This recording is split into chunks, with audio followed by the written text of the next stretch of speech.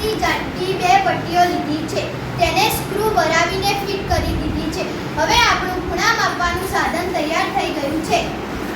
જુઓ અહીંયા લઘુકોણ, કાટકોણ, ગુરુકોણ, સરળ કોણ, પ્રતિબિંબ કોણ અને સંપૂર્ણ કોણની સમજ મેળવી શકાય છે. તો તમને અમારું ખૂણા માપવાનું સાધન કેવું લાગ્યું કમેન્ટમાં જરૂરથી બતાવજો. જુઓ, શ્રદ્ધા અને જાહ્નવીએ ખૂણા માપવા માટેનું એક મસ્ત સાધન બનાવ્યું છે ને? તો હવે આપણે જોઈએ કે આ સાધનથી આપણને ખૂણા માપવાનું કેવી રીતે ખબર પડે છે, એટલે ખૂણાના કયા પ્રકાર છે એની સમજ કેવી રીતે આવે છે. તો આપણે પહેલા તો સમજીએ. સૌથી પહેલા તો ચલો મેં અહીંયા એક ખૂણો બનાવ્યો. તો આ ખૂણો કયો ખૂણો છે? જેના આપણે આંગળી ઊંચી કરશે એટલે બધાને ખબર પડે ભાઈ આ કયો ખૂણો બનાવ્યો છે આ સાધનથી. બધા આખા વર્ગને આવડે છે. જુઓ, ચાલો આપણે કોને પૂછીએ? ખુશી બોલો. કેવો ખૂણો છે? અને આનો આકાર કેવો છે ભાઈ?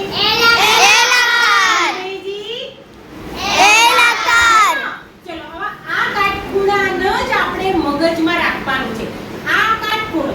હવે કાટખૂણાથી આમ જાય, અંદર જાય તો લઘુકોણ બને અને કાટખૂણાથી સેજ બહાર આવે તો ગુરુકોણ બને. બરાબર ધ્યાનમાં લેજો બધા. આ કાટખૂણો છે. આના સંદર્ભમાં જ આપણે બધા ખૂણા શીખવાના છે. હવે અંદર જશે તો અને બહાર જશે તો ગુરુકોણ. બરાબર ને? સીધી રેખા થશે તો સરળ કોણ. પછી આ રેખા 180 થી આમ નીચે જશે તો પ્રતિબિંબ કોણ. આખો ગોળ ચક્ર ફરી પાછો આવી ગયો તો સંપૂર્ણ કોણ. ક્લિયર બધાના? હા. ચલો આ કયો ખૂણો છે? નિશા આ બોલો. મમતા. કાટકોણ. કયો ખૂણો છે? કાટકોણ. આમ લઈ જઉં છું તો મિત્તલ. અંજલિ. કયો બનશે? લઘુકોણ. હવે આમ લઈ જઉં છું કાટકોણથી. ખુશી? ગુરુકોણ. ચલો હવે સીધી રેખા. તો કેટલા અંશનો ખૂણો બની ગયો? સીધી રેખાને કયો ખૂણો અને કેટલા અંશનો? 180 અંશનો. અને કયો ખૂણો નામ? સરળ કોણ. ચલો હવે 180 થી નીચેની સાઈડ. તો હવે કયો ખૂણો બનશે ભાઈ? દીપાલી બોલો. Very good. કયો ખૂણો? પ્રતિબિંબ કોણ. આખું ગોળ ચક્ર પૂરું કરશે એટલે સંપૂર્ણ કોણ. બની ગયો સંપૂર્ણ કોણ. કમ્પ્લીટ ખ્યાલ આવી ગયો? હા. ભૂલ નહીં પડે? જુઓ, આપણે પ્રવૃત્તિ દ્વારા ખૂણાના પ્રકાર શીખીએ છીએ. લઘુકોણ, કાટકોણ, ગુરુકોણ, સરળ કોણ, બધા જ ખૂણા. તો અહીંયા જુઓ બે જણા હું જેવો ખૂણાનો પ્રકાર બોલીશ એવી રીતની હાથથી ખૂણો બનાવશે. બરાબર? લઘુકોણ થઈ ગયો. લઘુકોણ. કાટકોણ. ગુરુકોણ. સરળ કોણ. પ્રતિબિંબ કોણ. ચલો વેરી ગુડ. એમના માટે ક્લેપ કરો.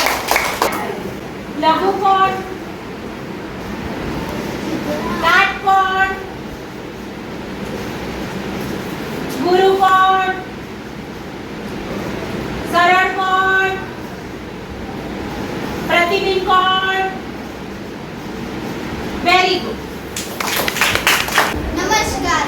અમે બનાવી છે ખૂણાના પ્રકારનું મોડલ. આ લઘુકોણ છે જેનું માપ 0 અંશથી 90 અંશની વચ્ચે હોય છે. આ કાટકોણ છે તેનો આકાર L આકાર જેવો હોય છે. તેનું માપ 90 અંશની વચ્ચે 90 અંશ હોય છે. આ ગુરુકોણ છે 90 અંશથી વધારે અને 180 અંશથી ઓછું હોય છે. આ સરળ કોણ છે જેનું માપ 180 અંશ હોય છે. આ પ્રતિબિંબ કોણ છે જેનું માપ 180 અંશથી વધારે અને 360 અંશથી ઓછું હોય છે. આ સંપૂર્ણ કોણ છે જેનું માપ વેરી ગુડ.